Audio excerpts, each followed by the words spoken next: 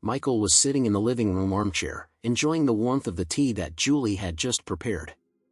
The steam curled up in delicate spirals, filling the air with a faint herbal aroma. Julie, with a gentle smile, settled on the sofa across from him, picking up her own cup. It was a quiet afternoon, or at least it was supposed to be. The comfortable silence was suddenly interrupted when Emma came rushing into the room, her eyes wide and her breath coming in short gasps. She stopped abruptly, staring at her father with an urgency he had never seen before. "Dad, don't drink from that cup," Emma cried, pointing at the teacup in Michael's hand. "New mom put poison in it." Michael froze for a moment, shock rooting him to the spot. He looked at his daughter, then over to Julie, who was sitting there, equally stunned, her own cup still in hand. Julie's face turned pale, her expression shifting from surprise to a mixture of hurt and indignation. "What are you talking about, Emma?" Michael asked, trying to keep his voice calm. "Why would you say that?" Julie set her cup down on the table with trembling hands. She looked at Michael, her eyes pleading with him not to take the accusation seriously.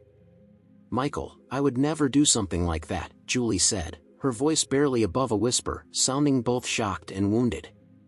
"Emma, sweetheart, why would you say such a thing?" Emma took a step back, clutching her father's arm tightly. Her voice shook as she explained, I heard her talking on the phone. She said she was going to put an end to this once and for all." Michael's heart sank. He glanced over at Julie, who shook her head vehemently. "This is a misunderstanding, Michael. I was talking to my sister about a problem at work. It had nothing to do with you, I swear." For a moment, the room was silent. Michael didn't know what to say, caught between his daughter's frightened expression and Julie's hurt denial. He had married Julie just a few months ago, and although she had been trying to build a relationship with Emma, things hadn't been easy. It was clear that Emma still hadn't fully accepted her as part of the family. "All right, Emma," Michael said, kneeling down to look his daughter in the eyes, gently holding her shoulders. "I'll check this out, okay? But you know Julie would never do anything to hurt us. Maybe this is just a misunderstanding." Emma looked up at him, her face still tense. She didn't seem convinced.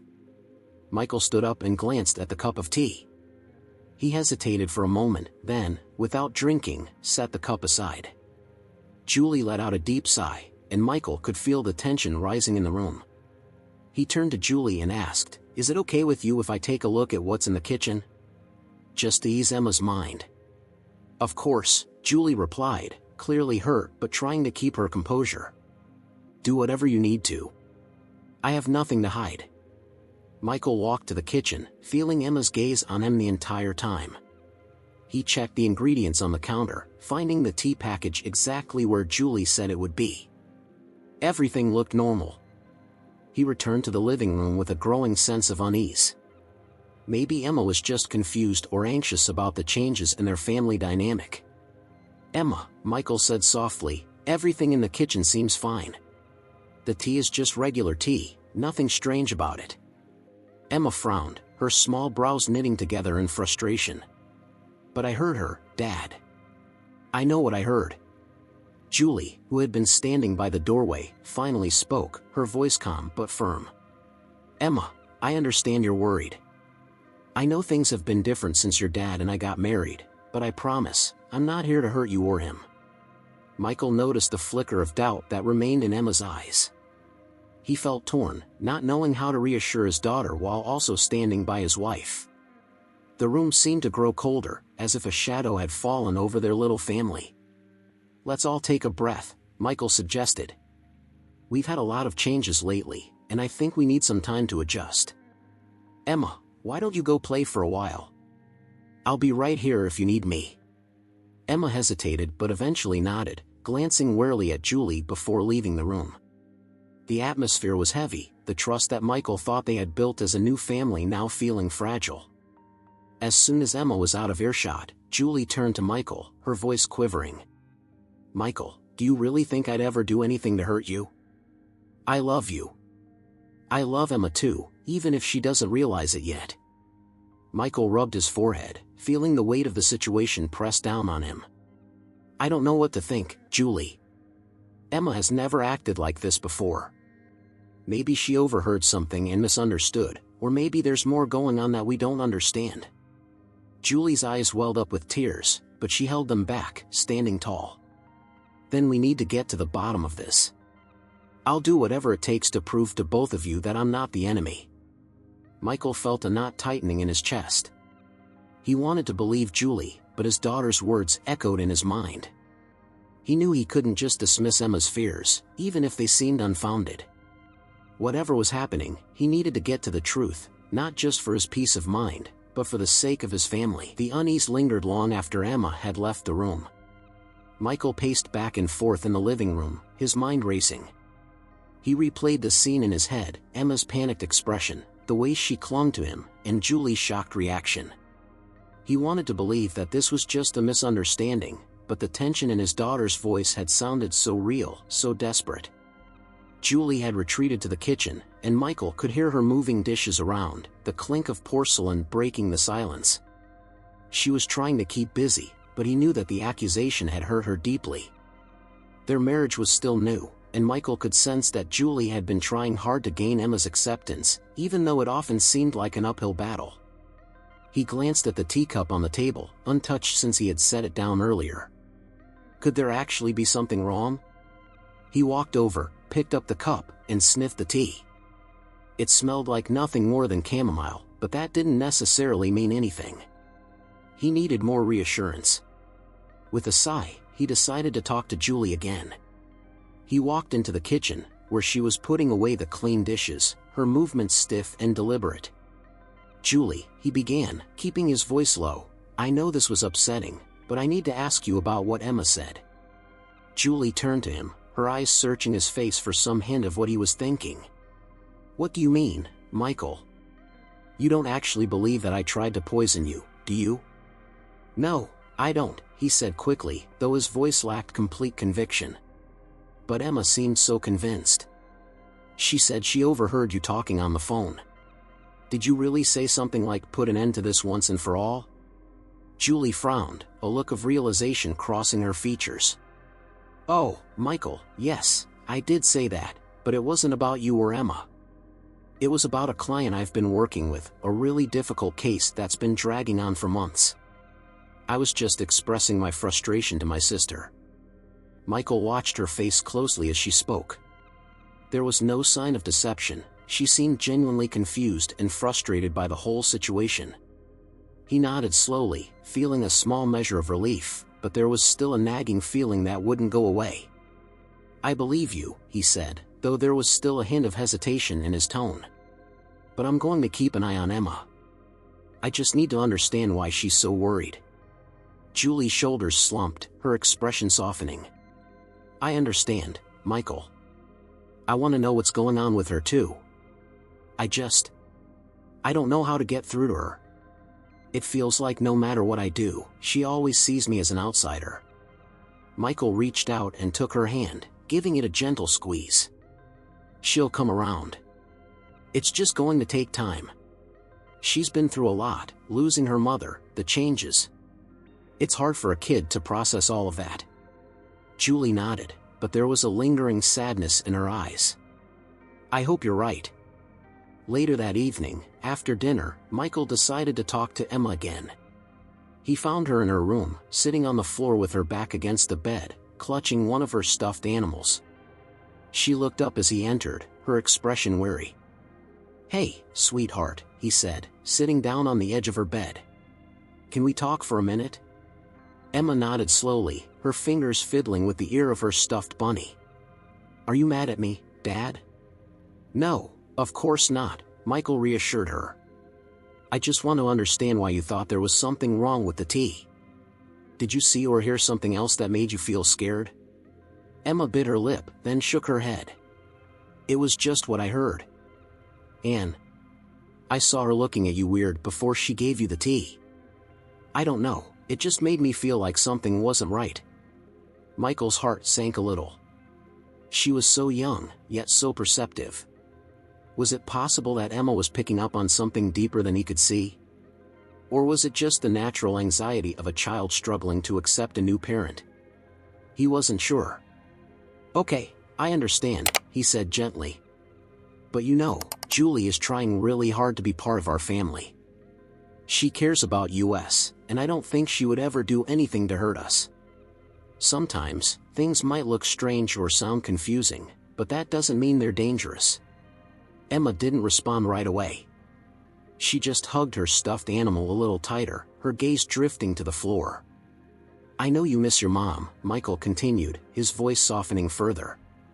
"And I know it's been hard since Julie moved in.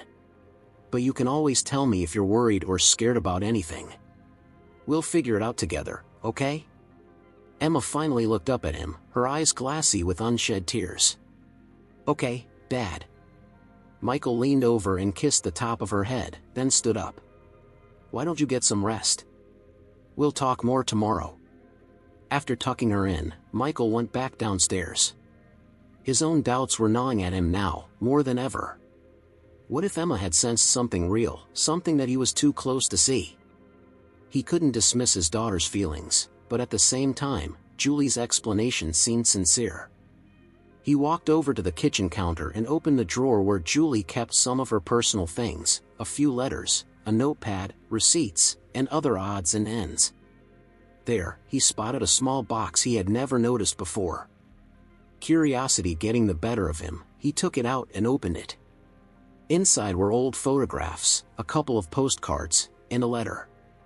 The photographs were faded and yellowed at the edges, showing a much younger Julie with her family, her parents, siblings, and what appeared to be an older relative he didn't recognize. The letter caught his attention. It was addressed to Julie from someone named Aunt Margaret. Michael carefully unfolded the letter, his pulse quickening as he read. It was dated nearly 2 decades ago, and while most of it seemed like casual family updates, a line toward the end caught his eye. "I'm sorry for everything that happened back then. We were never the same after the incident. But some things are better left buried." The words left him cold. He quickly folded the letter back up and placed it in the box, returning everything to the drawer. His mind was racing with new questions. What incident? What had happened in Julie's past that even her family didn't want to discuss? Michael's doubts were only growing. He realized he couldn't just dismiss Emma's fears as a child's imagination. He needed answers, answers that Julie might not even realize he was looking for. As he went to bed that night, Michael lay awake, staring at the ceiling. His life, which had seemed so straightforward just a day ago, now felt full of shadows and unanswered questions. He knew that if he wanted to keep his family safe, he couldn't ignore the feeling that something was very, very wrong. The next morning, Michael woke up with a lingering sense of unease. The events of the previous day replayed in his mind, and the words from the letter echoed hauntingly. Some things are better left buried. He couldn't shake the feeling that there was more to Julie's past than he knew, and whatever it was, it had somehow stirred up fears in Emma. As he prepared breakfast, he kept glancing at the stairs, waiting for the sound of Julie's footsteps or Emma's small, sleepy voice. He was torn. Part of him wanted to confront Julie about the letter immediately, while the other half hesitated. What would he even ask? "Hey, I found an old letter from your aunt that mentions a mysterious incident. Care to explain?" It seemed intrusive, and he didn't want to accuse her of anything without understanding the full picture. Julie came downstairs first, looking tired but managing a soft smile. "Morning," she said, taking a seat at the table. "How did you sleep?" Michael forced a smile in return. "I slept okay. You?" Julie shrugged. "Not great. I kept thinking about, what happened with Emma." She bit her lip, her eyes searching Michael's face. "Do you think she's okay?" "I talked to her last night," Michael replied, trying to keep his voice neutral. "She seemed calmer, but I think she's still struggling with everything. It's a lot of change for her." Julie nodded, her shoulders sagging.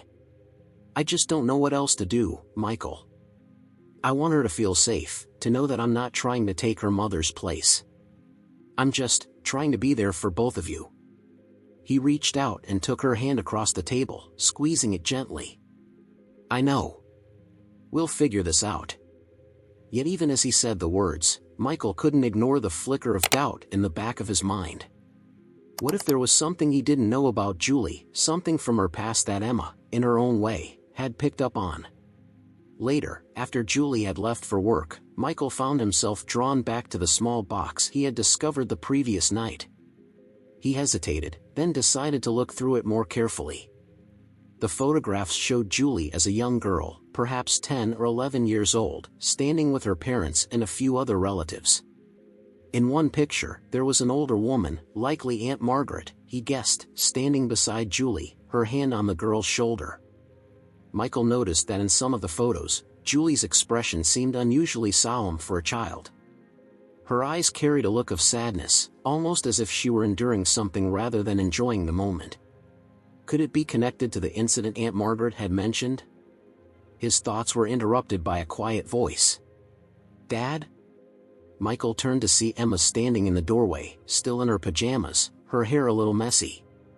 She was clutching her stuffed bunny, and there was a hint of weariness in her eyes. "Hey, sweetie," he said gently, closing the box and setting it aside. "Did you sleep well?" Emma nodded but didn't move from her spot. "What were you looking at?" Michael hesitated, then patted the spot next to him on the couch. "Come here," he said. As Emma climbed onto the couch, he opened the box again. "These are some old pictures of Julie when she was about your age.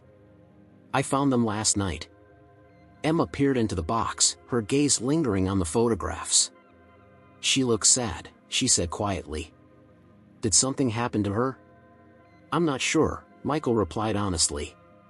"But there's something I've been wondering about, and I'm hoping you can help me." He wasn't sure how much he should share with Emma, but he needed to know if she remembered anything else. "Yesterday, when you said you overheard Julie, was there anything else you heard? Anything that might help us understand why you felt so scared?" Emma thought for a moment, her small brows furrowing. "I heard her say it has to stop before she said she was going to put an end to it. She sounded really serious, Dad.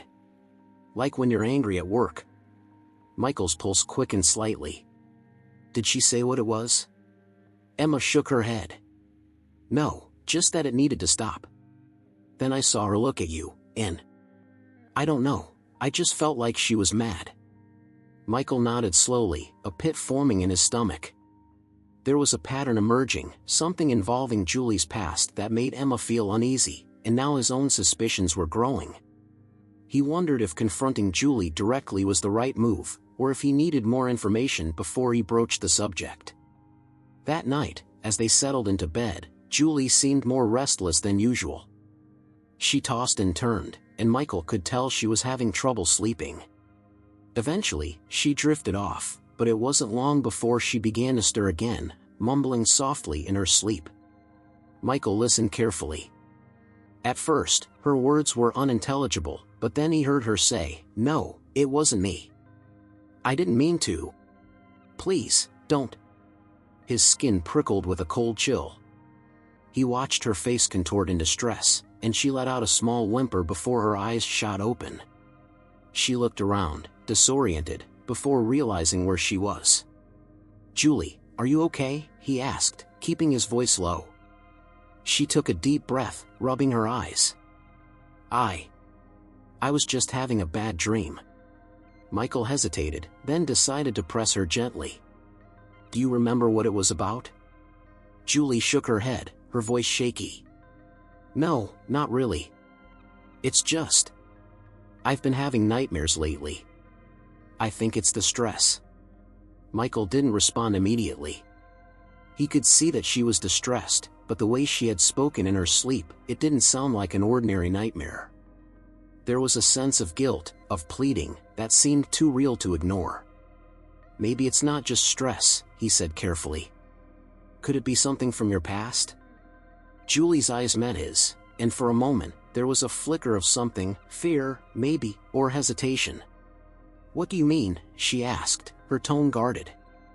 "I don't know," Michael said, choosing his words carefully. "Sometimes, when people go through things when they're younger, they can come back in unexpected ways, like dreams. I just wonder if there's anything that's been weighing on you." She turned away, her fingers twisting the edge of the blanket. "I don't know," she whispered. "There are some things I don't remember very well, things that happened a long time ago. But I don't think it matters now." Michael's doubt deepened. He had to wonder, was Julie's mind trying to bring something to the surface?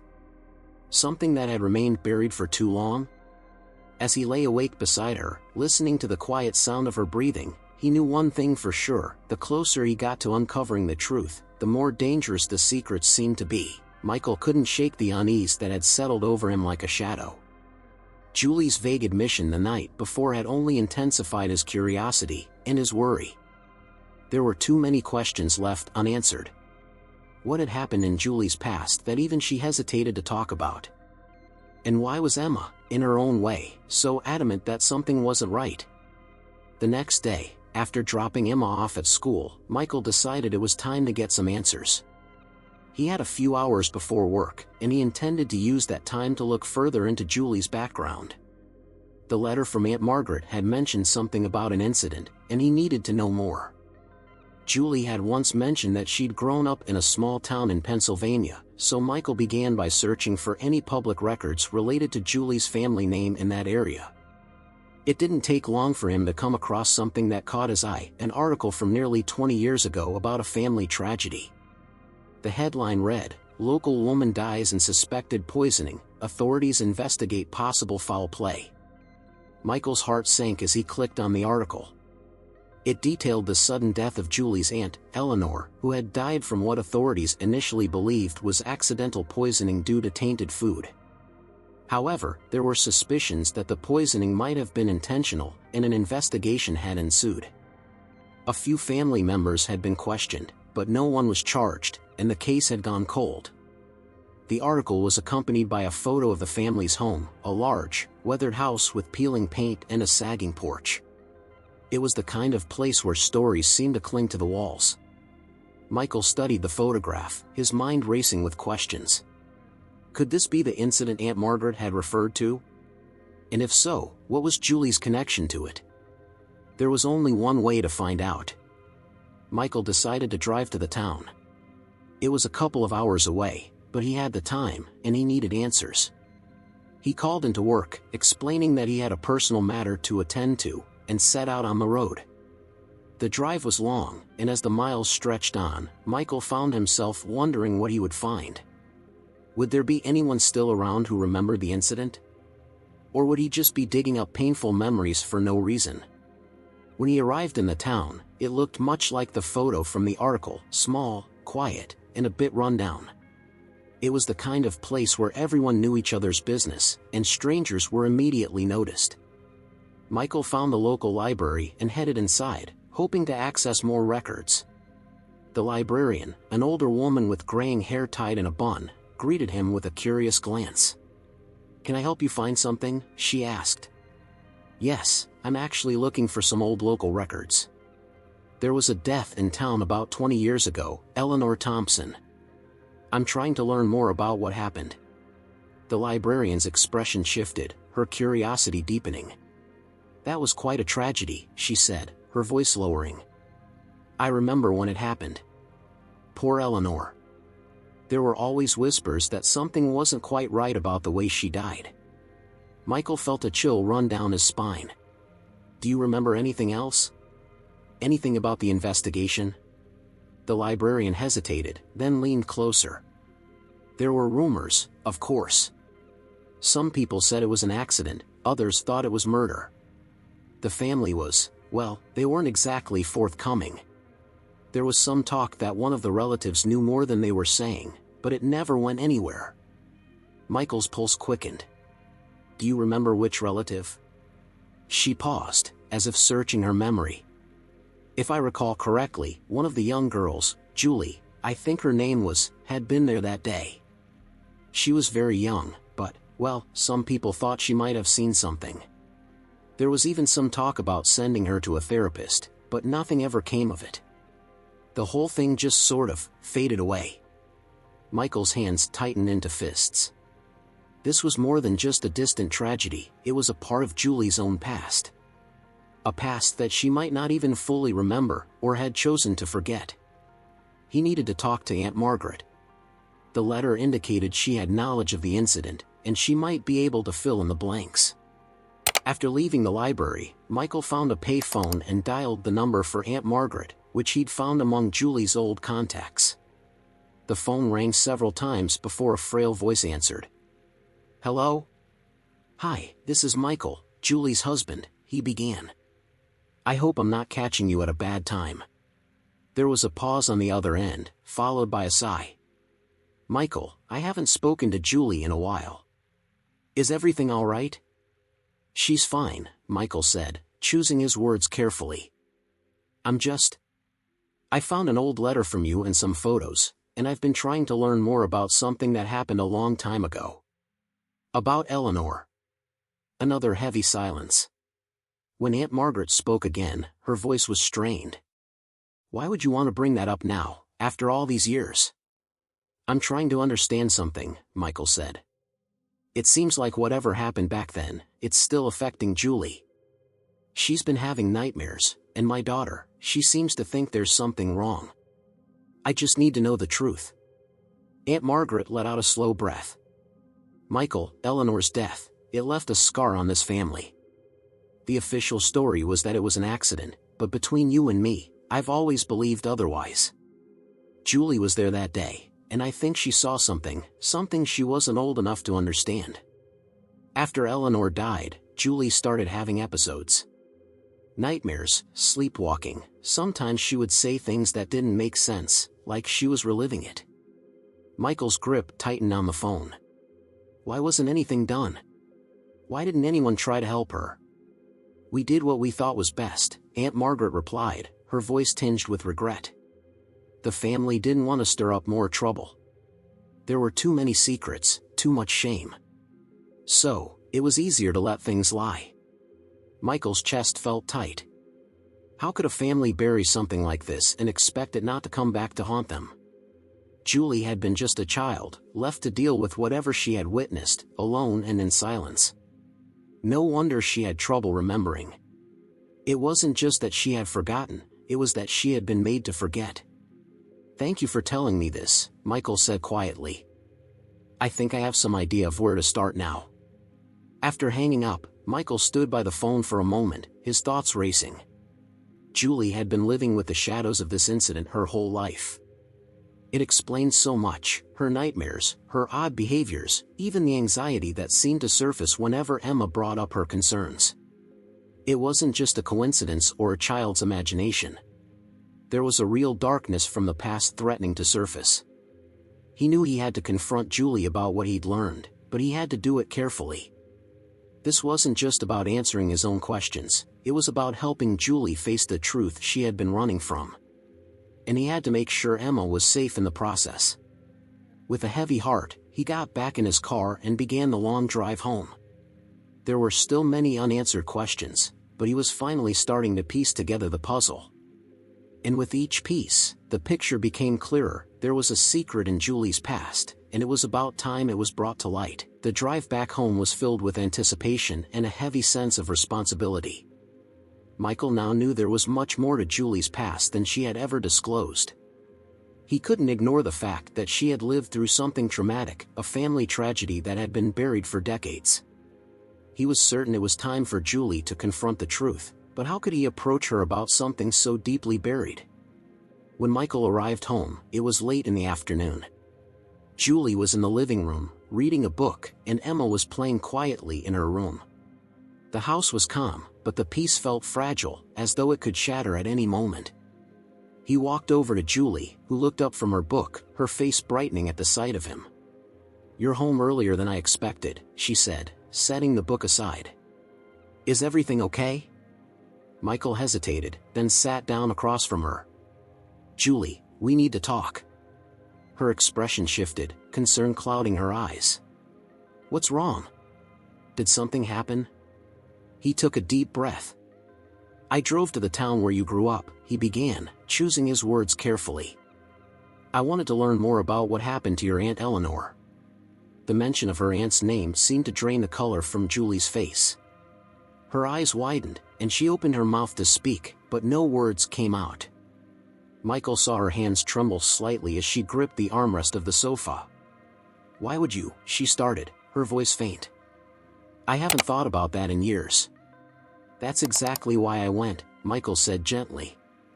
"I found some old photos and a letter from Aunt Margaret. It mentioned an incident, and then I found out about Eleanor's death. Julie, I know this isn't easy, but I think it's time to face what happened." Julie shook her head, her breathing becoming more rapid. "I don't understand. Why are you bringing this up now?" "That was so long ago, Michael. I was just a kid. I don't even remember it clearly." "But that's the problem, isn't it?" Michael pressed, his tone remaining calm but insistent. "You were a child, and it sounds like the adults around you didn't do enough to help you process what happened. You've been having nightmares, Julie. You've said things in your sleep, things that make me think you've been reliving that day without even realizing it." Julie looked down, her fingers twisting nervously around each other. I don't know what you expect me to say." "I'm not trying to accuse you of anything," Michael said. "But I think that something about that day has been buried in your mind for a long time, and it's starting to come back. If we can figure out what it is, maybe it will help us understand why Emma has been so scared." The mention of Emma seemed to strike a nerve. Julie's gaze snapped back to his, a spark of defensiveness in her eyes. "What does Emma have to do with this?" "I think she might be picking up on something," Michael explained. "She doesn't know the details, of course, but children can be surprisingly perceptive. She's felt uneasy around you, and I think it's because there's a part of you that's still dealing with what happened all those years ago." Julie's expression softened, her eyes glistening with tears. "I've tried so hard to make her feel safe, to make her see that I'm not a threat," she whispered. "But if there's a part of me that's still broken, how can I protect her?" Michael reached out and took her hand, holding it firmly. "We'll figure it out together," he said. "But you need to try to remember, Julie. Even if it's painful."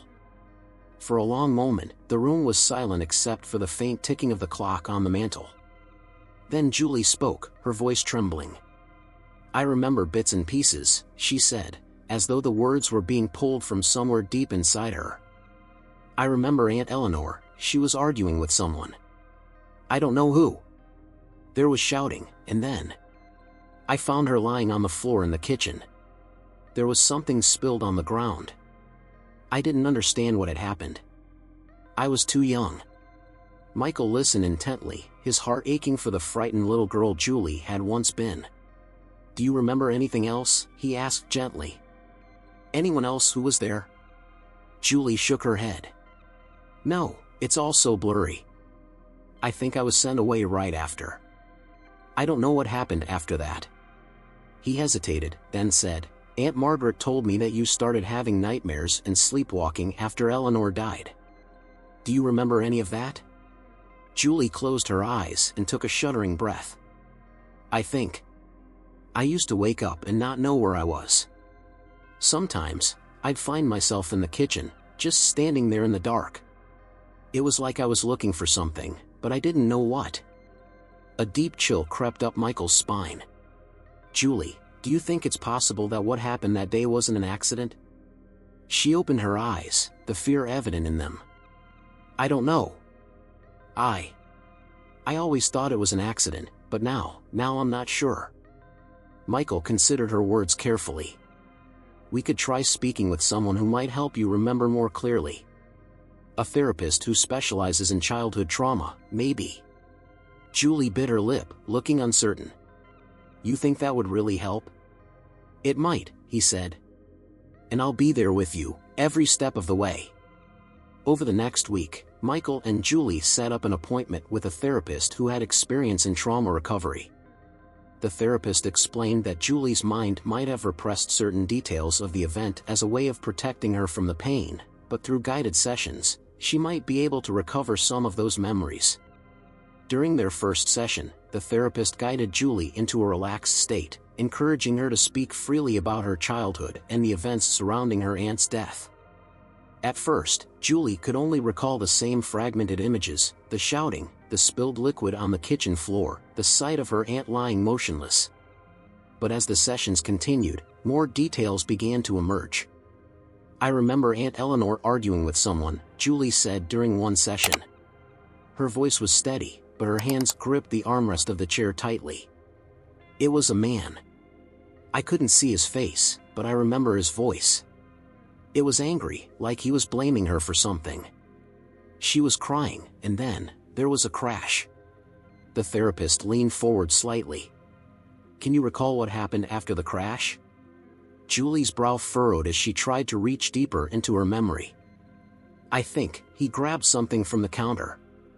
"A bottle, yes, there was a bottle." He was holding it, and then, her eyes widened, and she gasped, her hand flying to her mouth. "The bottle, it spilled on the floor." "That's what I saw." Michael's pulse quickened. This was the first clear indication that Eleanor's death might have been caused by something more than just a tragic accident. "Julie, do you remember who the man was?" he asked gently. She shook her head, tears streaming down her cheeks. "I don't know. I never saw his face. But I remember. Aunt Margaret was there after. She told me to forget everything, that it was just a bad dream." The revelation hit Michael like a punch to the gut. If Aunt Margaret had been there and had told Julie to forget, then there had been an active effort to cover up what really happened. The pieces were starting to come together, but the picture they formed was darker than he had anticipated. Michael took Julie's hand as they left the therapist's office that day. She looked drained, as though the weight of the memories was too much to bear. "We're getting closer," he said softly. "Whatever happened back then, we're going to find out the truth." Julie nodded, her expression one of weary determination. "I just want to know why," she whispered. "Why did this happen? And why was it kept a secret for so long?" Michael didn't have an answer yet, but he knew one thing for sure: they were finally on the right path. Whatever dark secrets had been buried in Julie's past, they were starting to come to light, and there was no turning back now. As the therapy sessions progressed, more fragments of Julie's memories began to emerge. With each session, it felt like layers of fog were being peeled away, slowly revealing the dark truth at the heart of Eleanor's death. The process was exhausting for Julie, but she remained determined to understand what had really happened that day, no matter how painful the truth might be. Michael was there with her at every session, providing quiet support, even though each revelation left him with more questions than answers. He could see the toll that this journey was taking on Julie, but he also noticed something else: her resolve was strengthening. It was as if she was finally reclaiming a part of herself that had been lost for years. During one particularly intense session, Julie's voice trembled as she recounted a new memory that had surfaced. "I remember seeing Aunt Margaret in the kitchen," she said, her eyes closed as she focused on the image in her mind. She was talking to the man, the one who was arguing with Aunt Eleanor. I couldn't hear what they were saying, but I remember feeling scared. I hid behind the door." The therapist leaned forward slightly. "Julie, can you describe the man? Any details that stand out?" Julie shook her head. "I still can't see his face clearly," she replied, her voice barely above a whisper. "But I remember he was wearing a brown coat. And I think he had a limp. I heard the floorboards creak as he walked." The therapist took notes, but Michael's mind was racing. Aunt Margaret had been present when Eleanor died. If she had known more than she was letting on, then perhaps her reassurances to Michael had been a way to keep the family secrets buried. It was possible that Aunt Margaret knew the man, knew what had happened, and had chosen to protect him. As they left the therapist's office that day, Michael could see that Julie was struggling to process this new information. She looked drained, her face pale and her shoulders slumped with exhaustion. He put his arm around her as they walked to the car, his voice soft and reassuring. "We're getting closer, Julie. You're doing so well." Julie nodded, though her eyes seemed distant. "But I still don't understand why Aunt Margaret didn't say anything. If she was there, why would she keep it a secret? Who was that man?" Michael didn't have an answer, but he was determined to find out. That evening, he decided it was time to speak with Aunt Margaret again, this time more directly. He needed to confront her with what Julie had remembered and see if she would finally come clean about what she knew. When he called Aunt Margaret, her voice was calm and polite, but there was a slight edge to it, as if she had been expecting his call. "Hello, Michael," she said. "Is everything all right?" "No, it's not," Michael replied, not bothering to hide the tension in his voice. "Julie has remembered more about what happened the day Eleanor died. She remembers seeing you there, and she remembers a man with a limp. Aunt Margaret, I need you to tell me the truth. Who was he, and why were you there?" There was a long silence on the other end of the line. When Aunt Margaret finally spoke, her voice was strained and hesitant. "Michael, some things are better left in the past. I'm not sure digging all this up is going to help anyone." "It's already helping," Michael insisted. "Julie is starting to remember, and she deserves to know the truth. If you really care about her, you'll tell us what happened." Aunt Margaret sighed deeply, and when she spoke again, her voice was filled with resignation. "The man you're talking about, his name was Harold. He was Eleanor's husband. They were estranged, but he showed up at the house that day, angry and desperate. He and Eleanor were arguing about some financial troubles. I didn't hear all of it, but I remember him threatening her." Michael felt a chill run down his spine. "Harold, so he was the one who—" "I don't know if he actually did it," Aunt Margaret interrupted quickly, her voice trembling. "But after Eleanor collapsed, Harold was the first to leave. He told me not to say anything, that it would only make things worse. He said it was an accident." "And you believed him?" Michael asked, disbelief lacing his tone. Aunt Margaret's voice cracked. "I didn't know what to believe. Eleanor had always had health problems, and it was easy to think it could have been some kind of accident. But I did see the bottle on the floor, and there was something about the way Harold looked at me, like he knew I had seen too much. The pieces were falling into place, but there was still one question gnawing at Michael. Why did you make Julie forget? Why didn't you help her deal with what she saw?" "I was trying to protect her," Aunt Margaret replied, her voice thick with emotion. "She was just a little girl. She didn't understand, and I didn't want her to be burdened by something she couldn't change. I thought it would be better if she didn't remember, if she could just grow up and have a normal life." Michael clenched his jaw. "Well, she didn't have a normal life. She's been living with the effects of this for years, without even knowing why." Aunt Margaret's voice was barely audible. "I'm sorry, Michael. I thought I was doing the right thing. I really did." After hanging up, Michael felt a mixture of anger and sadness. Aunt Margaret had tried to protect Julie, but in doing so, she had only made things worse. Now, it was up to him and Julie to confront this truth and find some way to heal from it. That night, as Michael sat with Julie in the living room, he relayed what Aunt Margaret had told him. Julie listened intently, her face pale as she absorbed the information. "Harold, he was my uncle," she whispered, the words sounding strange and distant. "I barely remember him, but if he was the one who, then that means Aunt Margaret kept the secret for him?" "It sounds like she didn't know for sure," Michael said. "But yes, she kept the truth from you because she thought she was protecting you." Julie's eyes filled with tears, and she shook her head. "I don't understand. How could she do that? How could she let me grow up not knowing why I've felt like this my whole life?" Michael wrapped his arms around her, pulling her close. "You're not alone, Julie," he murmured. "We know the truth now, or at least, we're closer to it than we've ever been. Whatever happened that day, it doesn't have to define you. We can find a way to heal from this. Together." Julie buried her face in his chest, her body shaking with silent sobs. For the first time in years, she felt like she was beginning to understand the source of her pain, even if the truth was bitter and hard to swallow. The weight of the secrets had been lifted, but in its place was the heavy burden of reality. "I just want to know why he did it," she whispered. "Why would he hurt her? Why did it have to end that way?" Michael didn't have an answer. There were still pieces of the puzzle missing, and Harold himself was long gone, having died several years after Eleanor. But now that Julie had reclaimed the fragments of her past, they could finally start piecing together a path forward, one step at a time. Julie had begun to grasp the painful truths of her past, but understanding didn't bring immediate peace. The weight of what had been hidden for so long still lingered, and it was affecting every aspect of her life, especially her relationship with Emma. As the days passed, Julie noticed that Emma continued to keep her distance, watching her with the same wary eyes as before.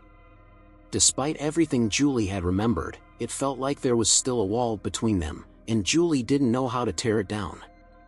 Michael saw it too.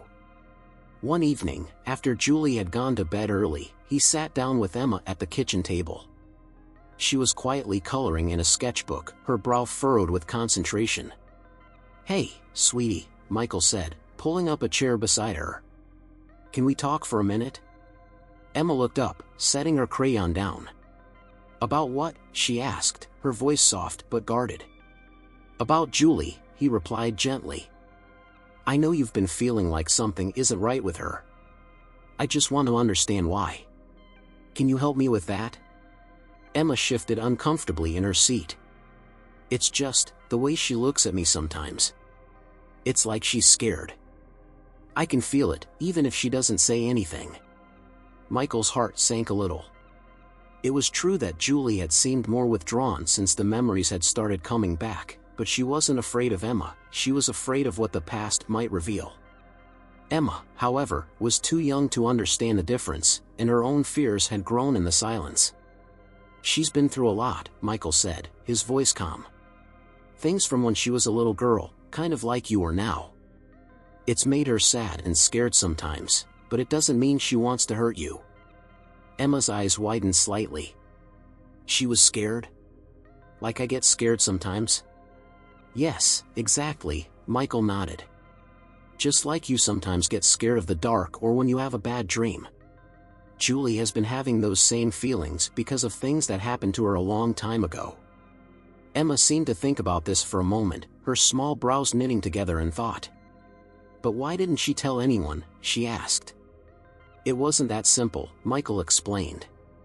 "The people around her didn't help her understand what happened, so she grew up not really knowing why she felt scared.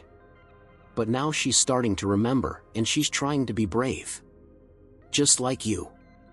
Emma looked down at her coloring book, her fingers tracing the edge of the page. "Does she know that I'm scared of her?" she whispered.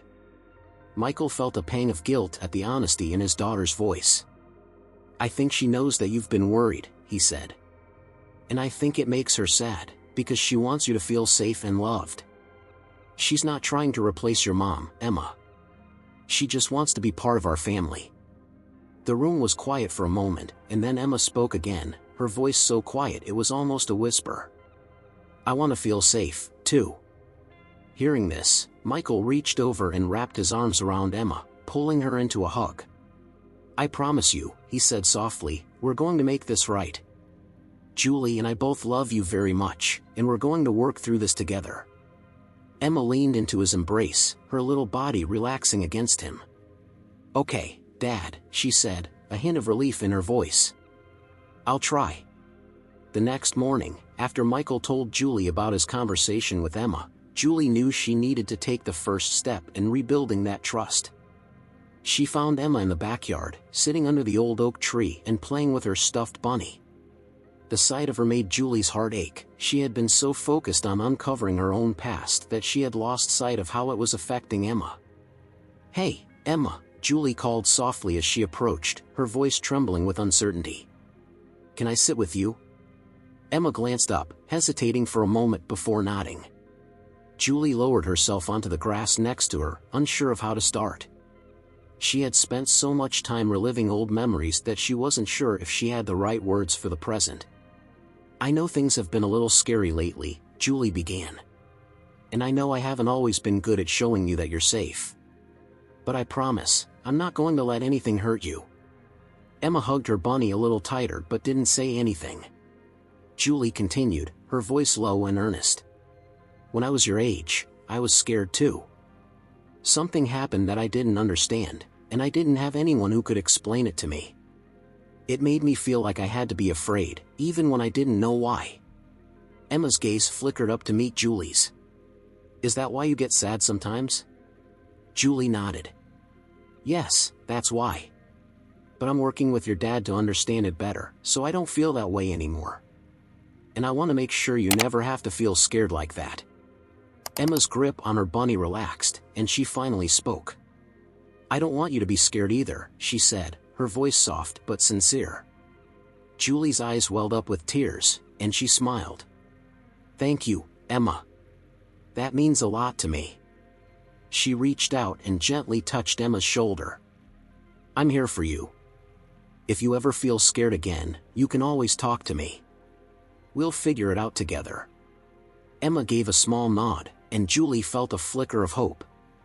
The wall between them was beginning to come down, brick by brick.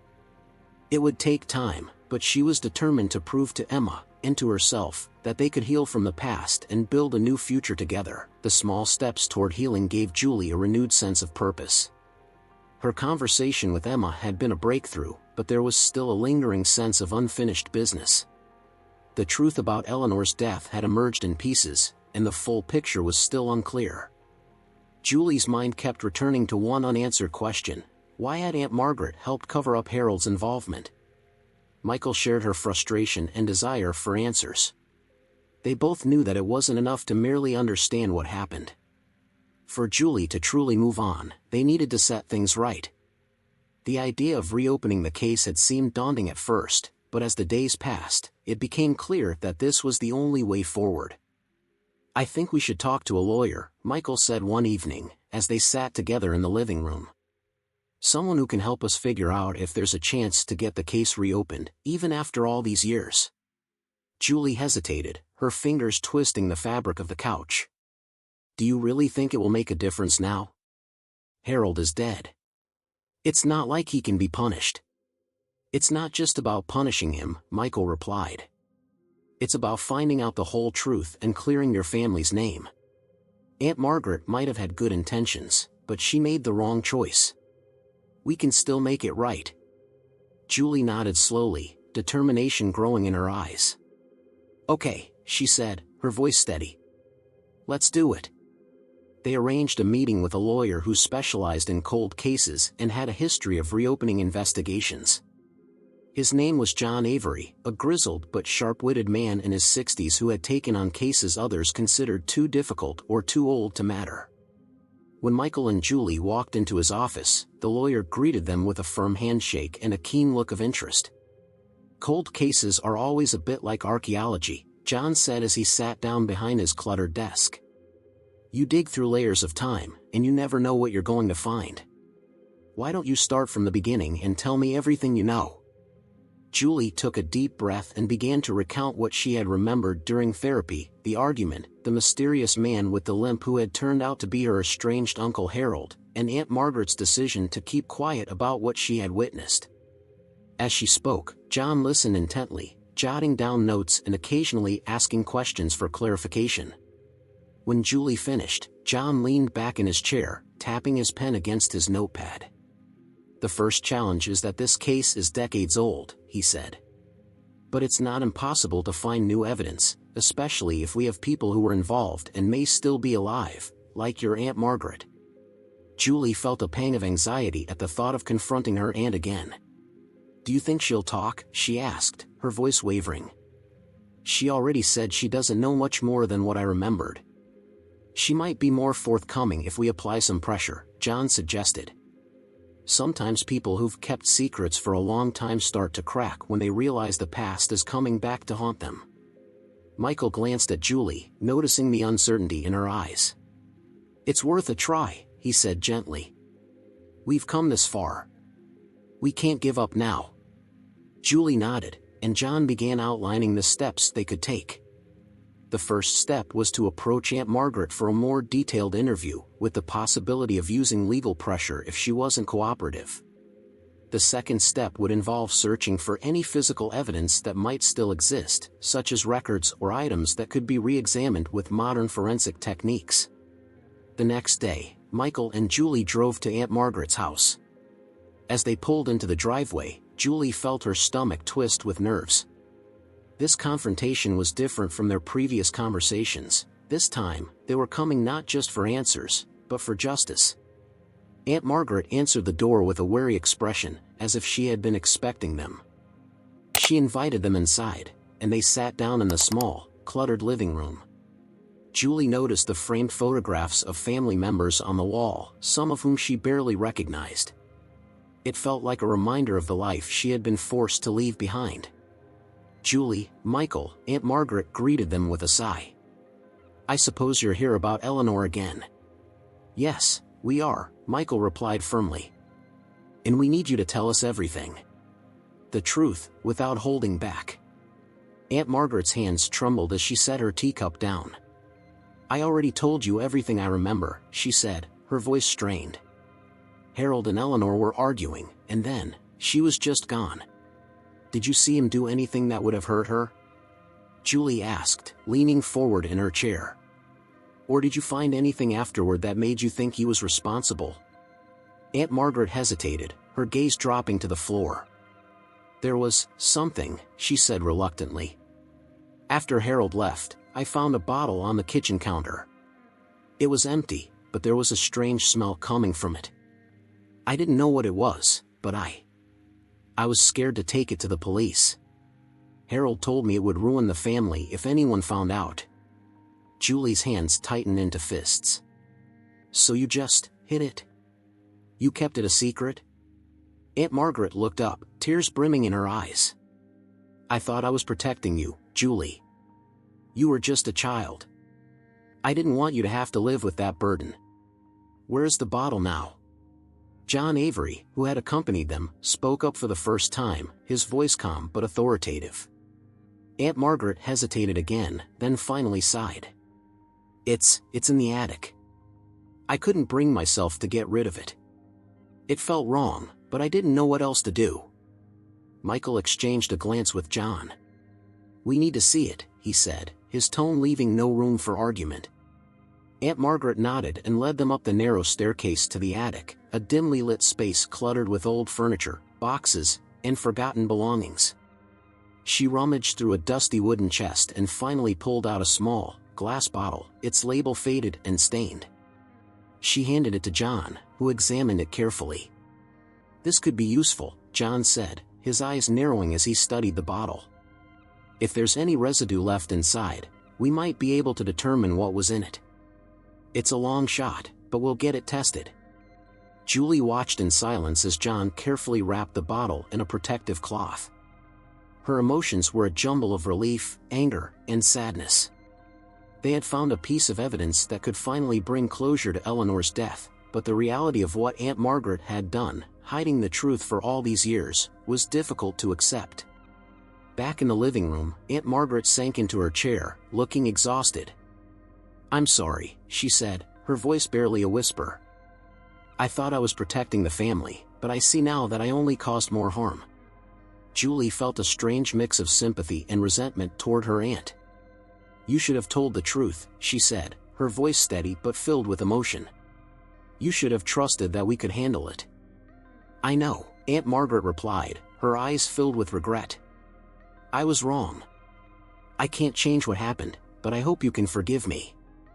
Julie didn't respond right away. There was still so much to process, but she knew that forgiveness would have to come later, after the truth was finally revealed. For now, she was focused on one thing: finding justice for Eleanor. As they left Aunt Margaret's house, Julie held Michael's hand tightly. She felt a glimmer of hope amid the pain, a hope that they were finally on the path to closure. They would pursue the truth, no matter where it led, and ensure that the past no longer cast its shadow over their future. The weeks following their visit to Aunt Margaret's house were a whirlwind of emotions and legal proceedings. John Avery had taken the bottle for forensic testing, and while it was a long shot, the results came back showing traces of a toxic substance that matched the symptoms reported in Eleanor's death. The finding was enough to reopen the case as a suspicious death, which, even after all these years, provided a measure of validation for Julie. The reopening of the case brought renewed attention to the family's history, stirring up old memories and stories from the town where Eleanor had died. Michael and Julie were contacted by various family members, some offering support and others expressing concern about dredging up the past. Through it all, Julie found herself facing a mix of relief and sadness, relief that the truth was finally being acknowledged, and sadness over the years lost to secrets and lies. In the midst of all the legal activity, Michael noticed a change in Julie. It wasn't dramatic, but there was a newfound steadiness to her demeanor. She seemed lighter, as if the burden of the past was finally starting to lift. Her conversations with Emma had grown more open, too, and the walls that had once stood between them were gradually coming down. One Saturday morning, as the winter frost was just beginning to thaw, Michael and Julie took Emma to a park near their home. It was a place they hadn't visited in a while, a quiet refuge where Emma used to love playing when she was younger. As they walked along the path, Julie noticed Emma's hand slipping into hers, a gesture that was both spontaneous and genuine. Julie squeezed her hand lightly and looked down at her daughter. "Thank you for being so brave," she said softly. Emma glanced up, her eyes curious. "Brave? How?" "For trusting me," Julie replied. "For giving me a chance, even when things were scary." Emma shrugged in that small, childlike way, as if she hadn't done anything special. "I just wanted you to be okay," she said, almost matter-of-factly. "Dad said that you were scared, too." Julie's breath caught in her throat. "He was right," she admitted. "But you helped me, Emma. You helped me be less scared." Michael, who was walking just a few steps behind them, watched the exchange with a quiet smile. It was the first time he'd seen such a natural connection between them, and it filled him with a sense of contentment he hadn't felt in a long time. The park, once a place of simple play, had become a symbol of healing for all three of them. As they reached a small pond near the center of the park, Julie and Emma sat down on a bench. The air was crisp, but the sun was warm enough to make it comfortable. Michael joined them, and for a few moments, they simply enjoyed the peacefulness of the setting. Julie broke the silence first, her voice soft but filled with determination. "I think we need to visit Eleanor's grave," she said, looking at Michael. "I want to say goodbye. Properly, this time." Michael nodded, understanding the weight of that decision. "I think that's a good idea," he agreed. "It'll be a way to find some closure." A few days later, Michael, Julie, and Emma made the trip to the cemetery where Eleanor was buried. It was a quiet, unassuming place on the outskirts of town, where the gravestones were worn and the trees cast long shadows in the late afternoon. They found Eleanor's grave near the back, where a simple headstone marked her resting place. Julie knelt down beside the grave, her hand gently brushing the faded lettering on the stone. "I'm sorry it took so long," she whispered, her voice breaking slightly. "But I know the truth now, and I promise I'll keep moving forward. For both of us." Michael placed a reassuring hand on her shoulder as Emma stood beside them, her small hand clutching Julie's. It was a moment of release for all of them, a final acknowledgement of the past's hold and the first step toward letting go. As they turned to leave, Julie felt a sense of peace she hadn't known she was capable of feeling. It was as though the shadows that had haunted her for so long were finally beginning to fade, replaced by the warmth of sunlight and the love of her family. There was still healing to be done, but she knew that she wasn't facing it alone. Walking back to the car, Julie gave Michael a grateful smile. "We did it," she said quietly. "We really did." Michael returned the smile, his hand gently squeezing hers. "Yes, we did. And now, it's time for a new beginning." Months passed, and the warmth of spring slowly gave way to the sun-drenched days of summer. For Michael, Julie, and Emma, the arrival of a new season seemed to mirror the changes happening in their lives. There was a sense of renewal and quiet optimism that had taken root, nurtured by the closure they had found and the healing that continued to unfold. The investigation into Eleanor's death had eventually reached a conclusion. While Harold's involvement could never be fully prosecuted due to his passing, the evidence gathered had allowed the case to be officially closed as a suspicious death with unresolved factors. For Julie, it wasn't a perfect resolution, but it was enough. The truth had finally come to light, and the shadows of doubt and secrecy that had hung over her family for so long had finally been dispersed. With the past no longer weighing her down, Julie was able to focus on the present, on the life she was building with Michael and Emma. The three of them had grown closer through the ordeal, and Emma's acceptance of Julie had deepened into something more than just tolerance. It was a genuine bond, fragile at first, but now steady and warm. Emma no longer hesitated to reach for Julie's hand or share her thoughts with her. There were even moments when she called her mom without thinking, and each time, Julie's heart swelled with gratitude. One sunny Saturday, the family decided to spend the day at the park where they had shared a quiet breakthrough months earlier. Emma was running ahead, her laughter floating through the air as she chased a kite that bobbed and weaved on the breeze. Michael and Julie walked hand in hand behind her, their steps relaxed and unhurried. "I think Emma's happier than I've ever seen her," Michael remarked, watching his daughter's carefree movements. Julie nodded, a smile tugging at her lips. "I feel like we're all happier," she said. "It's strange. I never thought I could feel this way after everything that happened. But it's like we found our way back to each other." Michael squeezed her hand. "You've been brave, Julie. You faced things that most people would have spent their lives running from. That's why we're here now. You fought for this." She glanced at him, her eyes reflecting the warmth she felt inside. "We fought for this," she corrected. "I couldn't have done it without you, or without Emma." As if on cue, Emma came bounding back to them, the kite trailing behind her. "Mom, Dad. Look how high it's going," she exclaimed, her face glowing with excitement. Julie's breath caught for a moment at the sound of Mom. It was still new to hear, still precious, like a gift she wasn't sure she deserved but was endlessly grateful for. She knelt down and wrapped Emma in a tight hug. "You did an amazing job, sweetie," she said, kissing the top of her head. Emma giggled and pulled back, looking between her parents. "Can we get ice cream?" she asked, her tone hopeful. "Absolutely," Michael replied with a grin. "I think we all deserve a treat."